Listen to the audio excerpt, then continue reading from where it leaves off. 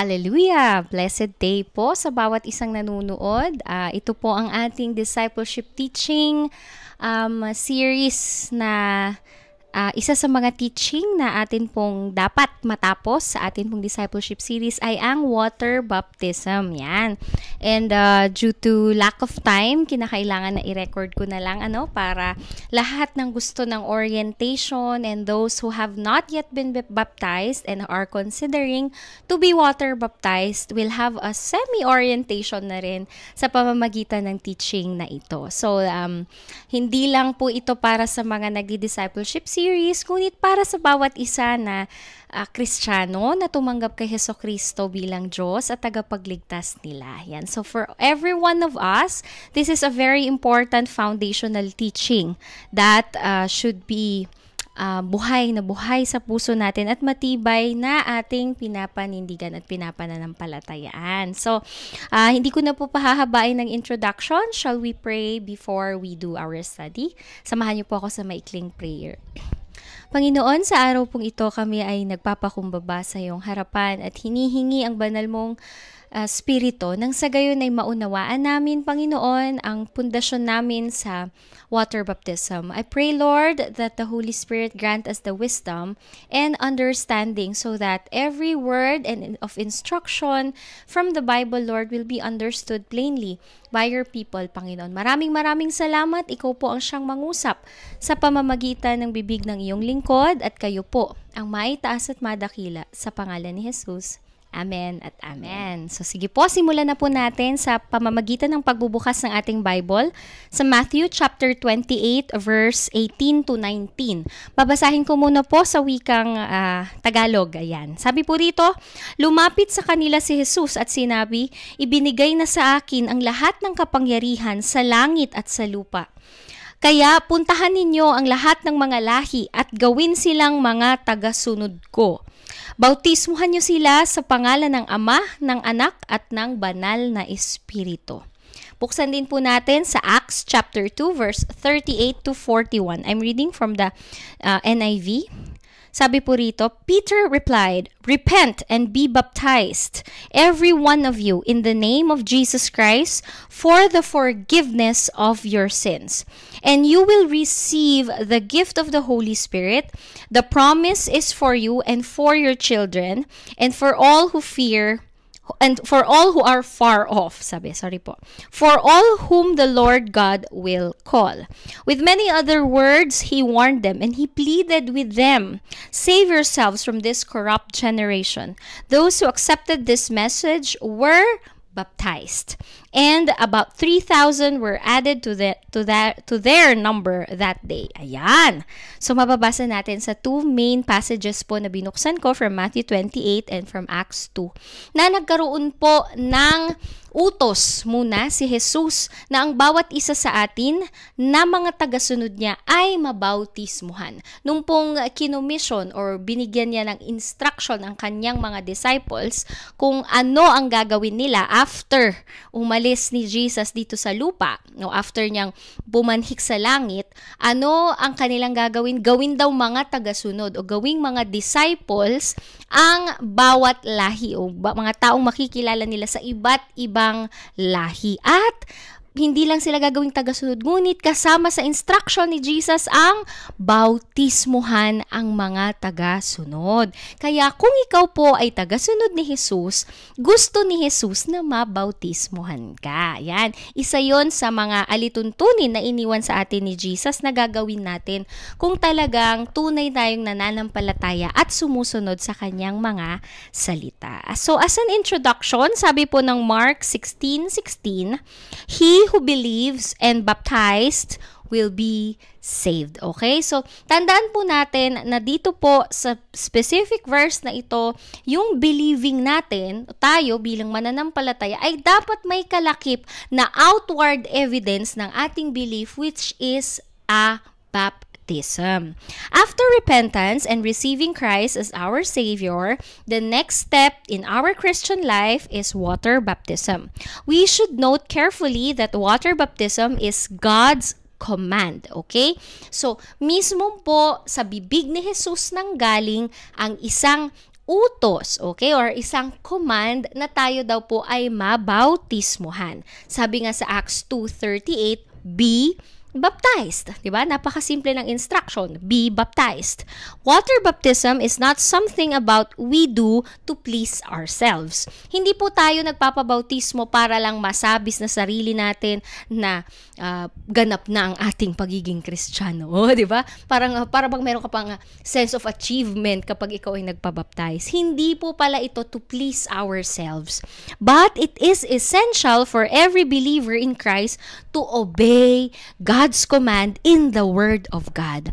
Ang pagpapabautismo pala ay isang pagsunod. It is an act of obedience. Yan. At nais po natin bilang mga Kristiyano na sumusunod sa salita ng Diyos, hindi lamang po parte ng kanyang salita or a bit or a part of His Word that we obey. Gusto natin lahat ng sinasabi ng Diyos ay ino-obey natin. Diba? Dapat nga po full obedience tayo sa mga alituntunin or mga kautusan ng Diyos sa atin. There are 5 questions usually asked about water baptism. Ito yung mga frequently asked questions. Ano? Number 1, who should be water baptized? Sino po ba ang binabautismuhan sa tubig? Ang pinaka-primary po ay dito unahin natin yung unang point, those who have placed their personal faith in the Lord Jesus Christ. Ang dapat lamang pong mapabautismuhan sa tubig ay ang mga taong nagdesisyon na ilagay ang kanilang pananampalataya kay Jesus. Those who have made their choice, okay, to be His disciple and follow Him. Yung pong nagdesisyon na sa puso't isip nila ng buong buo, hindi sa pilitan, yung talagang buong-buong desisyon sa kanila na magiging tagasunod na sila ni Jesus. Ayan. We cannot obey the second command to be baptized until we have fully obeyed the first commandment, which is to repent. Okay? Kasi po pag sinabi nating tayo na ay tagasunod ni Jesus, ibig sabihin hindi na tayo susunod sa ibang Diyos-Diyosan o sa mga iba pang mga paniniwala. Wala na tayong ibang susundin kung hindi si Jesus at ang kanyang banal na salita sa Biblia. Even those born in the Christian home must truly repent and hold their own living faith in Christ Jesus. So, ibig sabihin, hindi po automatic na pag pinanganak ka sa isang Christian family ay Christian ka na kaagad. No. So, in this passage and in the word of truth, pinapakita po doon na lahat ng nanampalataya ay dapat nakapagdesisyon sa sarili nila na si Jesus ang kanilang susundan, ang kanilang tagapagligtas at gagawing Panginoon ng kanilang mga buhay. So, yun nga po, hindi automatic na ikaw ay pinanganak na sa Christian family ay Christian ka na rin. Kailangan pa rin ng bawat individual na magdesisyon na sundin si Jesus at kalakip ng desisyon na yon ay yung evidence na siya ay magpapa-water baptize. Here are some biblical examples. Sa notes nyo po, kumpleto po lahat ng verses and the characters whom I will mention. Kaya lang, just to conserve time, yung mga ilan lamang po ang aking mababasa at malilift na babasahin. The rest, you can read on your own dahil nandyan na po lahat ng supporting verses sa notes natin. Okay po ba? So, here are the biblical examples kung sino yung mga nabaptize. Only those who have truly repented, believed, and accepted Jesus in their hearts were baptized. So, mababasa po natin on the day of Pentecost from Acts chapter 2, verse 37 to 41, na matapos pong mapuspos sila ng banal na spirito, nagkaroon din po ng pagbabautismo. Na next is the new Christian in Samaria, Acts 8:12. Basahin ko po. When they believed, si Philip, isa po sa mga lingkod ng Diyos din yan, as he proclaimed the good news of the kingdom of God in the name of Jesus Christ, they were baptized, both men and women. Yan. So, nagpabautismo sila nung nagdesisyon silang manampalataya. It's also found in Acts 8:35 to 38. Ito po example na to ay yung Ethiopian eunuch. Yan. So, sa example po ng Ethiopian eunuch, sabi rito, kaya simula sa bahaging iyon ng kasulatan, ipinaliwanag sa kanya ni Felipe ang magandang balita tungkol kay Jesus. Habang nagpapatuloy sila sa paglalakbay, nakarating sila sa lugar na may tubig. Sinabi ng opisyal, yun po yung eunuch, kay Felipe, may tubig dito. May dahilan pa ba para hindi ako mabautismuhan? Sumagot si Felipe sa kanya, maaari ka nang mabautismuhan kung sasampalataya ka ng buong puso. Sumagot ang opisyal, oo, sumasampalataya ako na si Jesus ay anak ng Diyos. Pinahinto ng opisyal ang karwahe at lumusong silang dalawa sa tubig at binautismuhan siya ni Felipe. Di ba nakita niyo po, tinanong pa ni Eunuch, ano pa bang kulang na requirement para hindi ako mabaptize? At si Philip, wala na. Basta buo ang pananampalataya mo kay Jesus na siya ay iyong tagapagligtas, siya ang anak ng Diyos. So be it, magpabautismo ka. Binautismuhan siya nung nakakita lang siya ng tubig sa daan. Ganun ka din, kapatid. As soon as you put your faith in God, you are already a candidate for baptism. Ibig sabihin, wala na pong ibang requirement. Hindi kailangan na member ka dito o natapos mo na yung mga requirements na to. No. The only requirement is that you put your faith in Jesus Christ. At buong-buo na ang decision mo. Makikita rin po natin yung mga ibang examples. For example, kay Saul of Tarsus sa Acts 9:17-18. Kay Cornelius at ang kanyang buong pamilya sa Acts 10:47-48. Sa Corinthians, ang Acts 18:8. At mga disciples sa Ephesus sa Acts 19:1-5. May mga pagkakataon din po sa Biblia na nagkaroon ng household baptisms. Ibig sabihin, buong sambahayan o lahat ng tao sa bahay ay nabautismuhan. Kasama na dun yung may-ari, yung buong pamilya niya, maging ang kanilang mga servants o kanilang mga katulong ay nasama rin na bautismuhan na. There are 4 references in the Bible that talk about water baptisms. We now deal with the baptism in light of what the Bible says. So in the household of Stephanas, in 1 Corinthians 1:15 and 16, verse 15 and 16 yon. Meron din po yung the jailer and his household in Acts 16:31-34. Meron din po yung household ni Crispus sa Acts 18:8 at yung household ni Lydia or Acts 16:14-15. Ibig sabihin, biblical din po yung practice na halimbawa by family nagkaroon ng baptism. We have now considered every circumstance of water baptism in the New Testament. The truth stands out from all 11 examples that the command to baptize is for all those who have a personal living faith in the good news of salvation through Christ and have received Him as Lord and Savior. Ang ibig sabihin po kasi ng pagpapabautismo ay kumbaga buried with Him in baptism in Colossians 2:12. Ibig sabihin, ganun po pala ang pagpapabautismo, no? Para kang inilublob kasama ang iyong mga lumang pagkatao, lumang buhay mo, na ilublob na rin yun, hindi lang ilublob buried, sabi, ibig sabihin, nailibing, yan.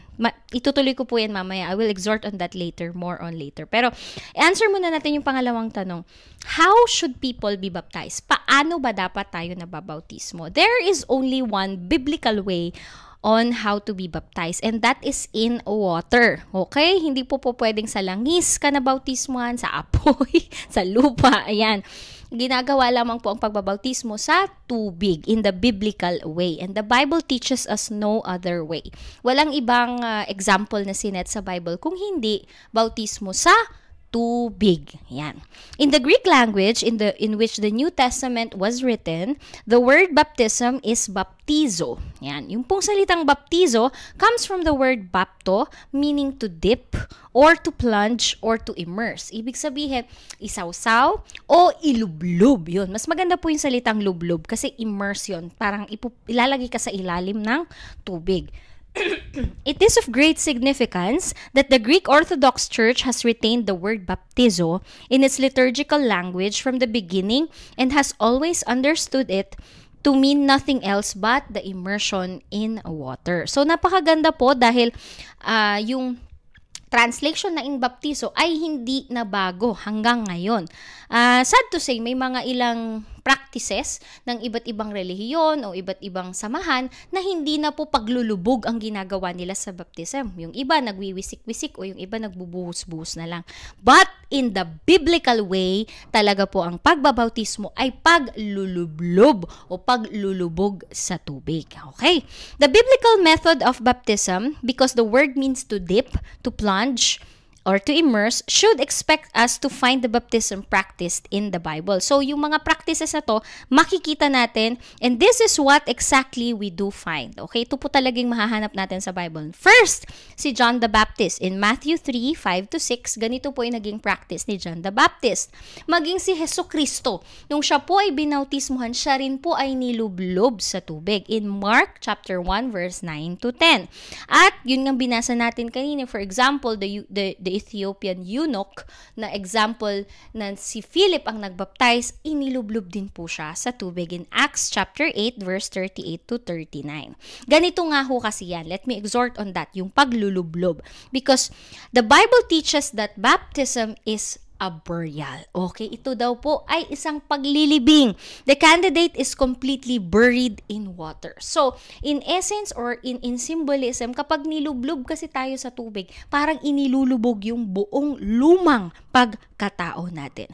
There are 4 stages of Christ's work pictured. Kapag tayo ay nababautismo, parang 4 na view kung papaano, ano yung ginawa ni Kristo sa buhay natin. Ano ba yung pinapahayag natin pag tayo ay nagpabaptize? Number 1, He died. And I died in Him. So, pati tayo kasama niyang namatay. In Romans 6, 6-7. Ibig sabihin, ano yung namatay doon, Pastora? Yung ating lumang makasalanang pagkatao. Yan, yung ating lumang buhay, yung pangit na ikaw, yung lumang ikaw, namatay na daw kasama ni Kristo. Pangalawa, He was buried. Ayan, dahil namatay na nga, anong ginagawa sa mga patay? Nililibing. Ayan, so nilibing na rin ang yung lumang pagkatao, yung pangit na ikaw, yung lumang ikaw, yung may hindi kaaya-aya na ikaw, ay nilibing na rin. That's in Romans 6, 3-4. Pero ano nangyari pagkatapos noon, hindi tayo iniwan na nakalublob lang sa tubig, tayo ay inaahon. Ayan. So pag tayo inahon sa ating pagkakabautismo, He was raised. No? So, and I have a new life in Him. Kapag binangon tayo dyan sa tubig na yan, iniahon tayo dyan, ibig sabihin bagong buhay na sinisimbolo nito, ang bagong buhay na nakamit natin ngayon na tayo nakipag-isa kay Kristo. And that is in Romans chapter 6, verse 4-5. At nung ano pa nangyari, yung pang-4, ano nangyari kay Jesus? Siya ay umakyat sa langit. He ascended and I ascended in Him. Ibig sabihin, ito rin po ang prophetic picture ng darating na destiny ng bawat Kristiyano na pagkatapos po nating mabuhay dito sa lupa, tayo rin po ay dadagitin at kukunin ng Diyos, and we will also ascend to the heavens kasama ng Panginoon. So, your water baptism is your funeral service. My water baptism, way back 2002, ay medyo matagal na, no? Is my funeral service nung inilibing na yung lumang si Joy. Okay? At nung iniahon ako sa aking sa tubig, pagkakalublob sa tubig, may bagong joy na, yung joy kay Kristo na ngayon ang nabubuhay at nakikita at naririnig nyo ngayon. Hindi na yung lumang joy na makasalanan at wala sa Diyos noon. Ito na yung bagong joy na binago ng Diyos. A burial service is not to kill a man off. 'Di ba? Hindi mo naman papatayin ng isang tao para hindi mo ililibing ang isang taong buhay. Tama? 'Di ba? Ang ililibing mo lang ay yung patay na. And so, yung ating water baptism ay ginagawa na ng mga taong nagdesisyon na talikuran na ang kanilang mga kasalanan. So, pagbangon din natin, your baptism is your resurrection to new life. Hallelujah. Kaya marami nga pong simbahan na nag-host ng water baptism during Easter service, 'di ba? Kasi parang mas buhay nila ang buhay sa puso nila yung resurrection, no, 'di ba? So you rise out of the water demonstrating and declaring that you are a new creation in Christ. That's in Romans chapter 6 verse 8-11. So from now on, you count yourself dead to sin, patay ka na sa kasalanan, but alive in God through Christ Jesus. Alive na alive ka na ngayon kay Kristo Jesus. Question number 3, saan ba dapat nagpapabaptize? Okay, kailangan ba sa Sa Chunmun Beach? Ayan. So strictly speaking, the Bible says that where is there much water, doon daw dapat nagpapabaptize.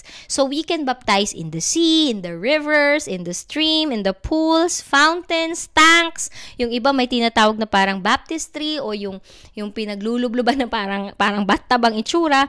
Actually, wherever possible outdoors in the Bible, para public testimony. However, there are some churches who have a tank, ayun, o yung baptistry na tinatawag, na nasa loob na ng building. Para siyang malaking tub, para siyang malaking bathtub na pwedeng doon na ilublob yung nagpapabautismo.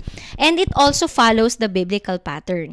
Pero ang importante, kung saan tayo nagpapabaptize, there should be enough water where you can be buried, yung talagang malulublob yung tao, at makakaahon ka. At dapat maraming nakakakita. Maraming testigo, maraming witness, maraming nakakita na nagpabautismo ka. Diba? Kasi yun po yung main essence ng water baptism, a public declaration that you are putting your faith in Jesus Christ. So why should we be baptized? Bakit ba natin dapat magpabaptize?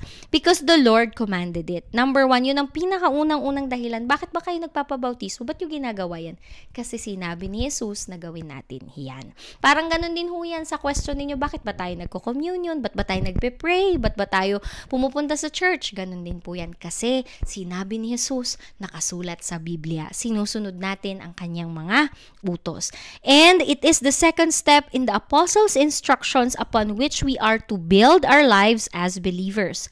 Furthermore, there is a deep spiritual meaning in water baptism. I'll give you 11 na deeper spiritual meaning ng water baptism. When you engage in water baptism, you declare a clear conscience. Para bang nilinis ang iyong konsensya. You can find that in 1 Peter chapter 3 verse 20 to 21 and Hebrews 9:14. Number 2, ano pa yung deeper meaning of water baptism? It is a public testimony. So, yun nga, sabi ko sa inyo, ito ay isang lantarang kapahayagan ng ating pananampalataya kay Jesus. That's in Romans chapter 6 verse 3 to 4. Number 3, ito nasabi na rin natin kanina, it's burying the old man. Ikaw na nagpapabaptize, na uunawaan mo na nilibing na ang lumang ikaw. That's in Romans 6 to 7, Colossians 2:12. Number 4, ito malalim din to sa akin, it is a declaration of victory. Yan, tagumpay ka na sa mga tanikala ng diablo mula sa luma mong pagkatao, no? So kung ano man yung mga tanikala o yung mga dating nagsisetback, nag-hold back sa'yo sa pag-believe kay Jesus, talo na yung mga bagay na yun at panalo ka na. Number 5, it is an acknowledgement of faith. Ayan, ang pagkilala sa iyong pananampalataya in Matthew 10:32 to 33. Number 6, it affirms oneness in Christ. Ito na, para bang, pag sinabing affirm, kino-confirm mo, parang vini-verify mo na kampo ka ni Kristo, na nakipag-isa ka na kay Kristo. May deal kayo ni Christ at kayo ay iisa na. Para bang union yun ni Kristo. It's to affirm your oneness in Christ. Number 7, it is to accept God's purpose. Ayan, dun po sa mga magpapabautismo at mga nagpabautismo na ito din ay pagtanggap ng layunin ng Diyos sa buhay natin. So ngayon, na halimbawa nabaptize ka na, ang gusto mo yung layunin na ng Diyos ang mangyari sa buhay mo. Number 8, it is a separation from the old life. Tulad ng naituro ko kanina, ito din ay pagbababay na natin sa ating lumang pagkatao, lumang buhay. Number 9, it fulfills all righteousness. Mayroon pala siyang na-fulfill na katuwiran na sinabi ni Jesus sa Matthew 3:13 to 16. Number 10, it brings rejoicing. Naku, alam nyo po, kung hindi nyo pa mararanasan nyo ito. May kakaibang kagalakan na papasok sa iyong spirito once na baptize ka. Bakit? Kasi parang yung assurance din ni God kung paano nung kinilala niya na ito si Jesus, ang aking anak, kung saan ako nalulugod. Ganon din yung mararamdaman mo pag inahon ka ng Diyos doon sa pagkaka-water baptize mo. Para bang in-acknowledge ka din ni God na kabilang sa kanyang pamilya. Kaya napakagalak mararamdaman mo sa puso.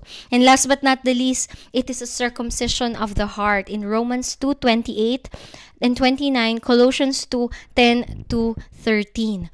Makikita po natin dito, above all, God has commanded us to be baptized, even if we do not understand all the reasons and all the spiritual meaning behind it. This one fact should already compel us to obey the Lord. It is His command. It is not optional. Hindi po option. Christian ako, naniniwala ako sa Diyos, pero I choose not to be baptized. Hindi po ganun. Kasi kung talagang Christian ka, yung basic, elementary, foundational teaching and command of God, kailangan ay matupad natin. Diba? So, when should you be water baptized? Kailan ba dapat mabaptize, Pastora?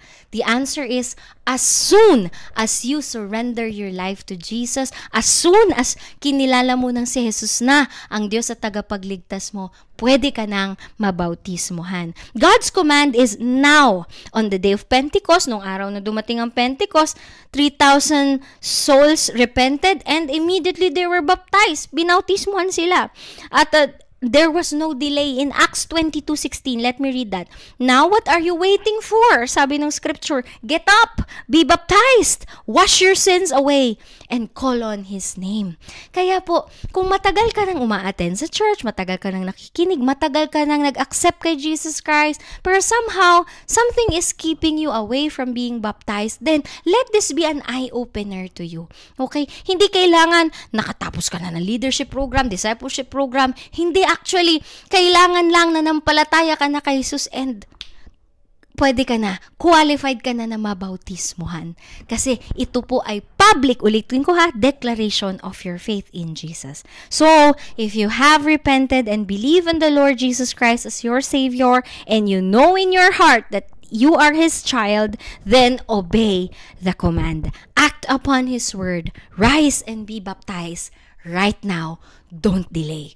Ang nakakatakot mga kapatid, baka sabihin mo next month na, okay, next year na lang para next year siguro mas prepared na ako. Hindi natin alam kung may next month pa, kung may bukas pa, kung may next year pa. Baka mamay maunahan ka na ng rapture, hindi ka pa nagpabaptize. Sayang naman. It's a matter of obedience. Libre po ang pagpapa-water baptize. Walang bayad, walang ibang inire-require sa'yo, hindi mo kailangan mag-initiation, hindi mo kailangan mapahirapan. Ano lang po ba yun?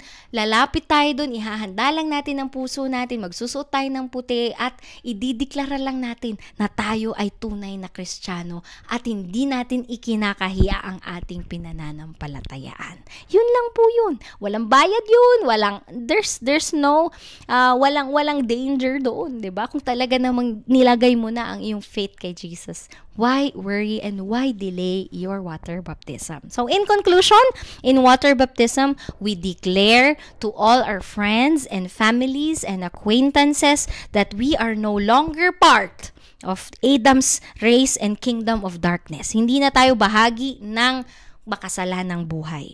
We are now a new creation in Christ, belonging to the kingdom of God. Hallelujah. I hope this clarifies some of the thoughts in your mind and the questions in your mind that water baptism is not sorry. Water baptism is not a matter of church membership o pakikianib sa isang organisasyon o samahan. Ang pagbabautismo sa tubig na ginagawa ayon sa Biblia, it's a matter of your faith and your personal one-on-one obedience to the command of God. So, kung saan ka man nagpabautismo, halimbawa, nagpabaptize na ako dati, pastora, nung naborn again ako doon pa sa Pilipinas, yes, then that is good, that is correct. Basta kung alam mo na biblical yung pagpapabautismo mo at naintindihan mo kung ano yung pananampalatayang niyakap mo, praise God. Kung naman sasabihin mo, pastora, gusto ko magpa-rebaptize, like a renewal of a vow, like parang sa kasal na i-renew mo yung commitment, then go. That is your conviction with the Lord. That is not prohibited. Basta alam mo na bagong nilalang ka na kay Kristo. So, don't delay. Mga kapatid, get water baptized. Okay? May 1, may baptism tayo. So, let us close in prayer. Hallelujah. Panginoon, maraming salamat po for clarifying the stuff and the information and the biblical basis of our water baptism. I pray, Lord, na sa mga nakapakinig, Panginoon, ay naliwanagan sila, Panginoon, sa purpose and meaning of this wholesome and very, very meaningful practice of water baptism. I pray that you speak to their hearts and convict them, Lord, to be water baptized also as a public declaration of their faith in Jesus Christ. We give you back all the glory, honor, and praise. In Jesus' name we pray. Amen. God bless everyone. Bye-bye.